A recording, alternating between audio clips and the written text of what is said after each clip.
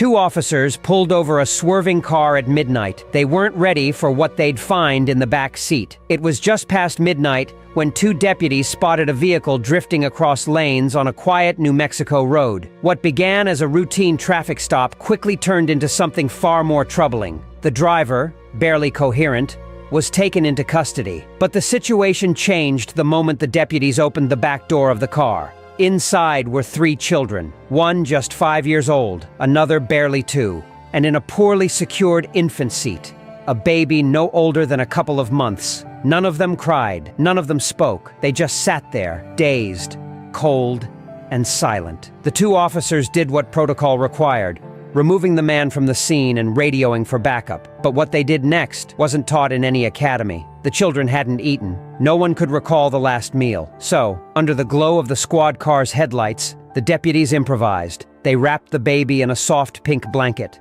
They warmed water on the car heater to prepare a bottle of formula. They took turns holding and feeding the baby in the front seat of the cruiser, badge, rifle, and all. When additional officers arrived, one changed the baby's diaper. Others picked up fast food for the older kids. Together, they turned a highway shoulder into a makeshift nursery. Their job was law enforcement. That night, they became stand-ins for something deeper. Protectors, caretakers, human beings, simply stepping up. Their father was in custody for driving under the influence. The sheriff's department later shared a quiet thank you to the deputies on social media. But for those on the scene, the real reward wasn't in public praise. It was in knowing those children, who had been forgotten in the most vulnerable way, felt safe. Sometimes, a uniform is more than a badge. It's a promise.